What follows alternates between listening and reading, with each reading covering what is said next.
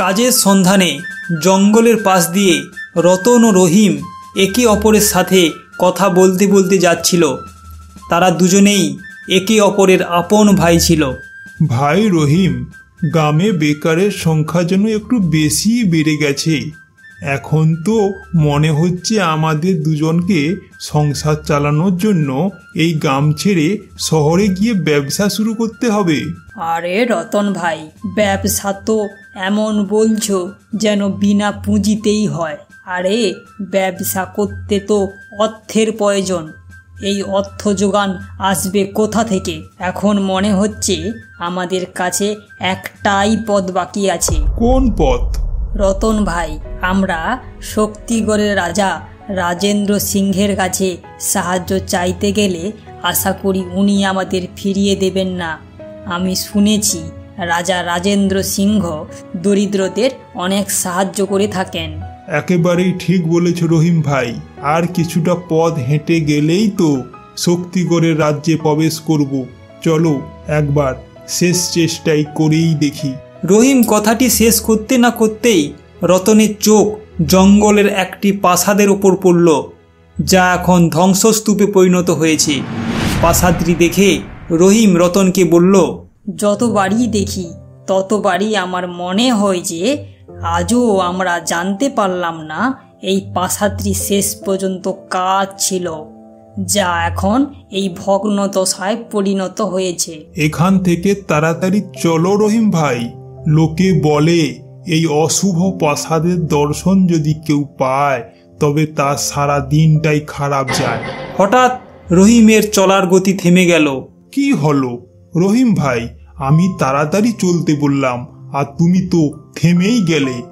দেখো রতন ভাই, আমরা দুজনেই তো খুব গরিব মানুষ, আর আমাদের সামনে এই পুরনো প্রাসাদ। যদিও এটি ধ্বংসস্তূপে পরিণত হয়েছে, তবুও আমার বিশ্বাস এর ভিতরে এমন কিছু না কিছু পাওয়া যাবে যা বিক্রি করে আমরা অর্থ উপার্জন করতে পারবো। রহিমের কথা শুনে রতনের লোভ জেগে উঠল।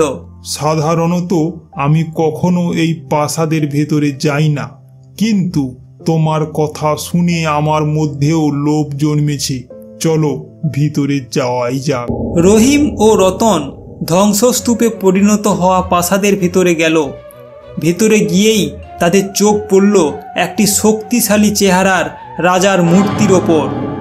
রহিম রতনের দিকে তাকিয়ে বলল, রতন ভাই, এটা তো কোনো শক্তিশালী রাজার মূর্তি মনে হচ্ছে। একেবারেই ঠিক বলেছ। এর মানে এই প্রাসাদ এই রাজারই হবে। জানি না কি এমন ঘটেছিল যা আজ এই দশা। রতন কথাটি শেষ করতে না করতেই একটি বিশাল আকারের শকুন তাদের দুজনের উপর উঠতে লাগলো। হঠাৎ সেটি তাদের দুজনের সামনে বসে তাদের দিকে তাকাতে লাগলো।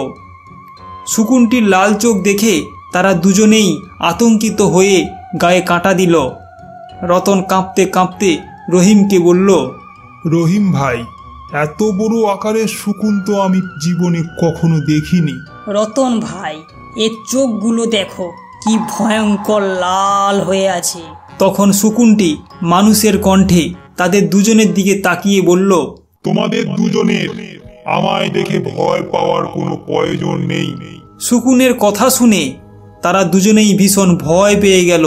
তারা বলল, আমাদের যেতে দাও, আমাদের যেতে দাও। আমরা আর কখনো এখানে আসবো না। কথা দিচ্ছি, আমাদের যেতে দাও। আমি জানি তোমরা দুজনে খুব দারিদ্র্যের মধ্যে জীবন কাটাচ্ছ।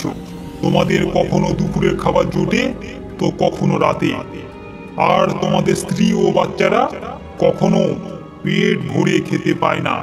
তুমি আমাদের সম্পর্কে এত কিছু কি করে জানো? আমি অনেক কিছুই জানি। যদি তোমরা চাও তবে আমি তোমাদের দুজনকে ধনী বানাতে পারি, প্রচুর সম্পদের মালিক বানাতে পারি, যা তোমাদের কয়েক বংশ কোনো প্রকার কাজ না করেই তাদের জীবন অতিবাহিত করতে পারবে। তোমরা চাইলেই সম্ভব। শুধু ছোট একটি আমার শর্ত রয়েছে। তোমাদের আমার একটা কাজ করে দিতে হবে। কি কাজ? তোমাদের দুজনকে শক্তিগড়ের রাজা রাজেন্দ্র সিংহের ছোট রাজপুত্রকে এই প্রাসাদে নিয়ে আসতে হবে। ব্যাস, শুধু এইটুকুই কাজ। কি তোমরা পারবে তো? শকুনের কথা শুনে তারা দুজনেই ভীষণ ভয় পেয়ে গেল। তারা বলল, তুমি জানো তুমি কি চাইছো? আমরা এটা কি করে করতে পারি? প্রাসাদে তো অনেক পাহারা থাকবে। রহিম ভাই, তুমি একদমই ঠিক বলেছ। আমাদের এখান থেকে যেতে দাও তুমি। ভেবে দেখো, যদি তোমরা দুজনে আমার এই কাজটা করে দাও, তবে আমি তোমাদের এই জঙ্গলেই একটি সোনার খনির সন্ধান দেব। সেই সোনার খনি থেকে তোমরা যত ইচ্ছা সোনা তুলে নিয়ে নিজেদের বাড়িতে নিয়ে যেতে পারবে। তারপর তোমরা সব সময় ধনীর মতো থাকবে। তোমাদের কাছে এত সোনা থাকবে যে দারিদ্র কাকে বলে তোমাদের ভবিষ্যৎ প্রজন্মও ভুলে যাবে। শকুনের কথা শুনে রতন ও রহিমের মনে লোভ জেগে উঠল। রহিম গভীর চিন্তায় ডুবে শকুনের দিকে তাকিয়ে বলল, ঠিক আছে, আমাদের 3 দিন সময় দাও। আমি তোমাদের 3 দিন নয়, 1 সপ্তাহ সময় দিচ্ছি। আগামী সপ্তাহে তোমরা রাজকুমারকে এখানে নিয়ে এসো। এখন তোমরা দুজনে যেতে পারো। রতন ও রহিম ধ্বংসস্তূপের মতো প্রাসাদ থেকে বেরিয়ে সরাসরি নিজেদের বাড়িতে চলে এলো। রহিম রতনের দিকে তাকিয়ে বলল, রতন ভাই, আমার তো ঘুম পাচ্ছে। আমরা সকালে এই বিষয়ে আলোচনা করব। কথাটি বলে ঘুমাতে চলে গেল। কিন্তু রতনের মনে এখনো সেই ঘটনাটি ঘুরপাক খাচ্ছিল। রতনের আতঙ্কিত মুখ দেখে তার বউ কবিতা তাকে বলল, কি হয়েছে গো? তোমার মুখে চিন্তার রেখা কেন দেখা যাচ্ছে? আর তুমি এত ভয় পেয়ে আছো কেন? রতন তার বউকে সব ঘটনা খুলে বলল। তুমি বলো কবিতা, আমাদের কি করা উচিত? সেই প্রাসাদের দিকে আর কখনো ফিরে তাকানো উচিত নয়। তুমি কি সত্যি রাজা রাজেন্দ্রের সবচেয়ে ছোট রাজকুমার চন্দ্রমোহনকে অপহরণ করার কথা ভাবছো? সত্যি কথা বলতে কবিতা, আমি সেই রকমই ভাবছি। আমরা আর কদিন দারিদ্র্যের মধ্যে জীবন কাটাবো? কতদিন আমাদের সন্তান সহ আমরা অভুক্ত পেটে ঘুমাতে যাব? তো এর জন্য তুমি রাজকুমারকে অপহরণ করবে? কে জানে সেই রহস্যময় শকুন রাজকুমারের সাথে কি করবে? আমার তো খুব ভয় লাগছে। ভয় পাওয়ার আগে একবার নিজের 16 বছর বয়সী কন্যা মিষ্টিকে দেখো। কিছু সময় পর আমাদের তার বিয়ে দিতে হবে। আর তার বিয়ে দেওয়ার জন্য আমরা টাকা কোথায় পাবো? আমাদের তো এখন এমন অবস্থা যে আমরা সামান্য খাবার জোগাড়ও করতে পারছি না। কি কপাল! রতনের কথা শুনে তার বউ চুপ হয়ে গেল। সত্যি কথা বলতে রতনের বউয়ের মনেও লোভ জেগে উঠেছিল। পরের দিন রতন রহিমের বউ সরলাকে বলল, কাল রাতে রহিম কি তোমাকে কিছু বলেছিল? হ্যাঁ বলেছিল, আর আমি তো সঙ্গে সঙ্গেই রাজি হয়ে গেছি। আমার মনে হয় তোমাদের দুজনের এখনই রাজকুমার চন্দ্রমোহনকে অপহরণ করার পরিকল্পনা শুরু করে দেওয়া উচিত। কিছুক্ষণ পর রতন ও রহিম বাড়ি থেকে বেরিয়ে এলো। রতন রহিমকে বলল, রহিম ভাই, আমাদের দুজনের স্ত্রীরা খুব সহজেই রাজি হয়ে গেল, কিন্তু আমরা রাজকুমার চন্দ্রমোহনকে অপহরণ করব কি করে? চিন্তা করো না রতন ভাই, আমার বউ বলেছিল রাজা রাজেন্দ্র সিংহের সবচেয়ে ছোট ছেলে রাজকুমার চন্দ্রমোহন, এর বয়স মাত্র 8 বছর। আর রাজকুমার চন্দ্রমোহনকে একজন দাসী দুপুরে প্রাসাদের বাইরে বাগানে খেলতে নিয়ে যায়। আমাদের শুধু লুকিয়ে চোখ বাঁচিয়ে 8 বছর বয়সী রাজকুমারকে তুলে নিতে হবে।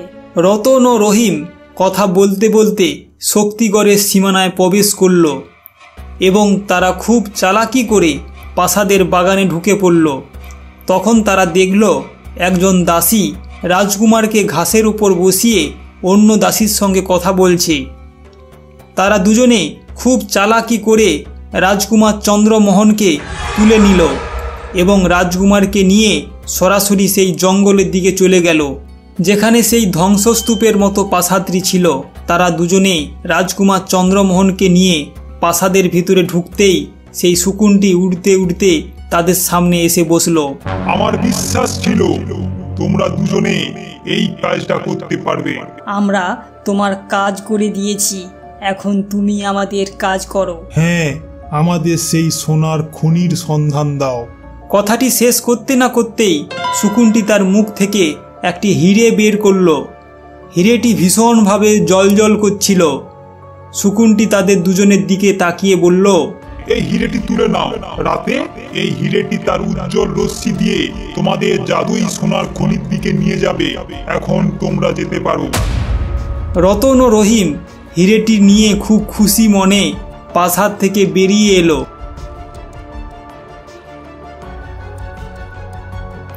অন্ধকার নেমে আসছিল। তারা দুজন কিছুটা পথ যেতেই হিরেটি জ্বলতে শুরু করলো। তারা দুইজন হিরের জ্বলজ্বলে রশ্মির দিক ধরে চলতে লাগলো। কয়েক ঘন্টা পর তারা একটি গুহা দেখতে পেল।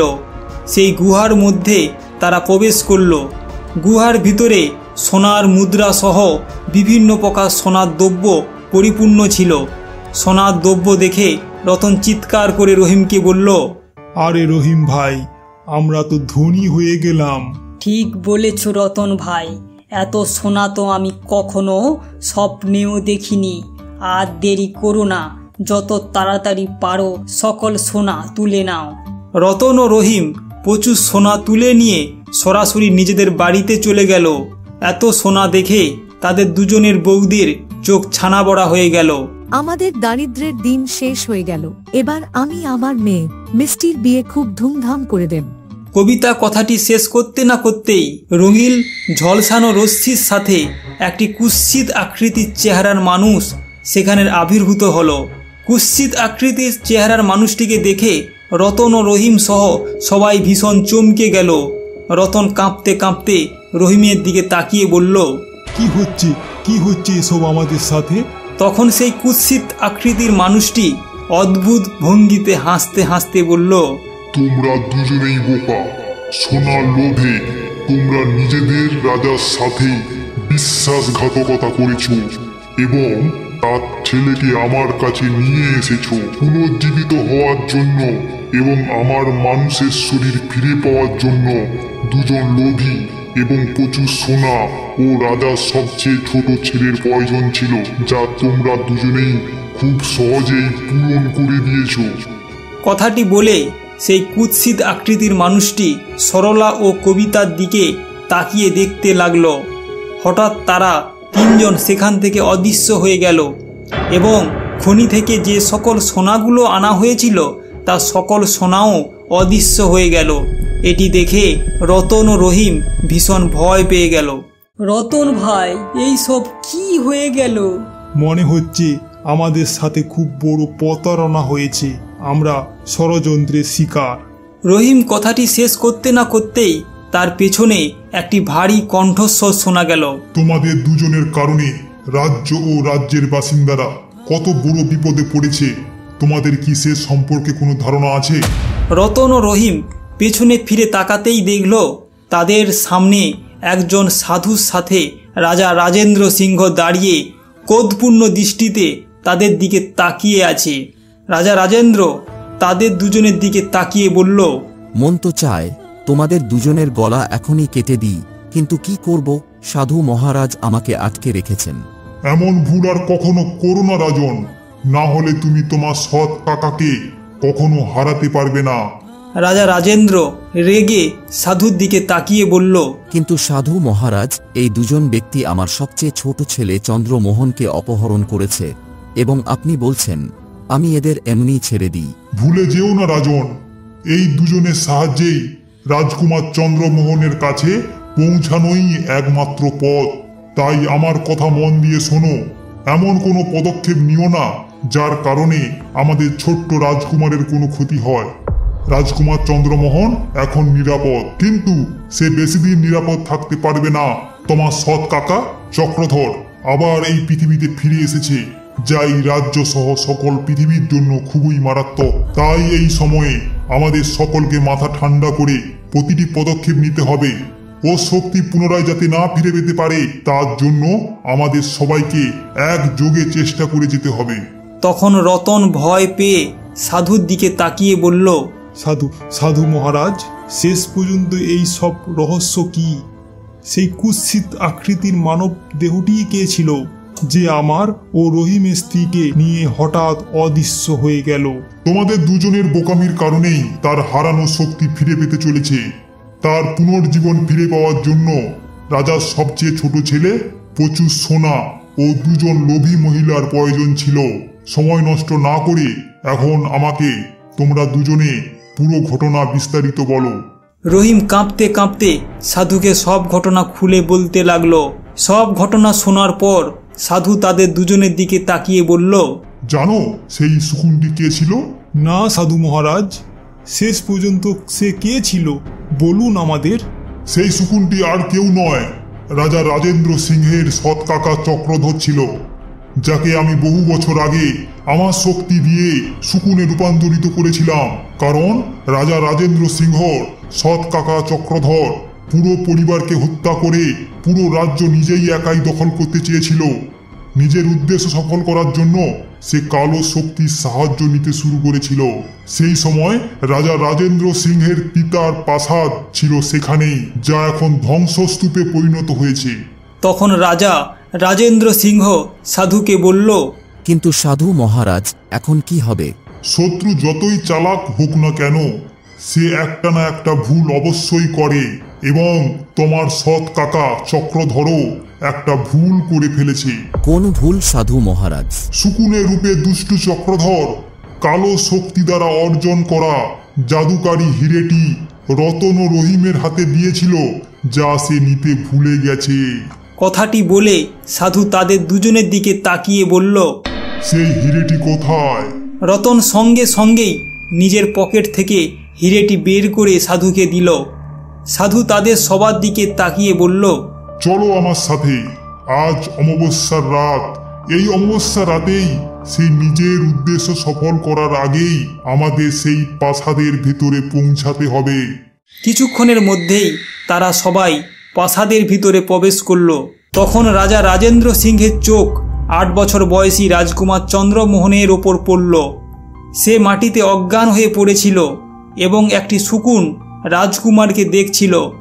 রাজকুমারের আশেপাশে প্রচুর সোনা পড়েছিল এবং সেই সোনার স্তূপের ওপর রতন ও রহিমের স্ত্রীরা অজ্ঞান হয়ে পড়েছিল। রাজা রাজেন্দ্র নিজের ছেলের দিকে এগোতেই সাধু চিৎকার করে বলল, এগিয়ে যেও না রাজন, ওটা কোনো সাধারণ শকুন নয়। তখন সেই শকুনটি লাল চোখ দিয়ে সাধুর দিকে তাকিয়ে বলল, তাহলে তুই এখানে আবার এসেছিস সাধু, কিন্তু এইবার তুই সফল হতে পারবি না এই রাজ্যটিকে আমার হাত থেকে কেড়ে নিতে। এখন তোর কোনো চালই সফল হবে না। কিছুক্ষণ পরেই অমাবস্যা তিথি শুরু হবে। অমাবস্যা তিথি শুরু হলেই আমি আমার ঠোঁট দিয়ে এদের সবার হৃৎপিণ্ড বের করে খেয়ে নেব। তারপর আবার আমি মানুষের শরীর ফিরে পাবো, সঙ্গে ফিরে পাবো আগের তুলনায় আরো শক্তিশালী এক মানব চেহারা। তারপর তুই আমার কিছুই ক্ষতি করতে পারবি না। নিজের ভালো চাইলে এখান থেকে যত তাড়াতাড়ি সম্ভব পালিয়ে যা। সাধু চিৎকার করে শকুনের দিকে তাকিয়ে বলল, অমাবস্যা তিথি শুরু হতে এখনো কিছুটা সময় বাকি আছে। শুনে রাখ চক্রধর, তোর একটা দুর্বলতা আমার কাছে আছে। কথাটি বলে সাধু সেই হিরেটি বের করল। সাধুর হাতে হিরেটি দেখে চক্রধর ভীষণ রেগে গিয়ে বলল, ভুল হয়ে গেছে, বড় ভুল হয়ে গেছে। খারাপ মানুষ যতই চালাক হোক না কেন, সে কোনো না কোনো অবশ্যই ভুল করে। আমি জানি এই হীরের মধ্যেই তোর জাদুই শক্তি আছে এবং এই হীরের মধ্যে তোর জীবন বেঁচে আছে। বহু বছর আগে যখন আমি তোকে শকুনে রূপান্তরিত করেছিলাম, তখন আমি এই হীরেটি অনেক খুঁজেছিলাম কিন্তু পাইনি। কিন্তু আজ আমি এই দুই বোকা ও লোভী রতন ও রহিমের কাছ থেকে জানতে পারলাম যে তুই এই হীরেটি নিজের পেটের ভিতরে রেখেছিলি। আমি এও জানি যে আজ অমাবস্যার তিথি শুরু হয়ে যাওয়ার পর এই হীরেটি আর কোনো কাজে লাগবে না।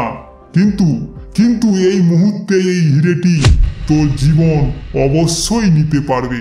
তখন সেই শকুনটি রেগে দ্রুত উড়তে উড়তে সাধুর কাছে পৌঁছাতেই হঠাৎ সাধু পুরো শক্তি দিয়ে সেই হিরেটি মাটিতে ফেলে দিল।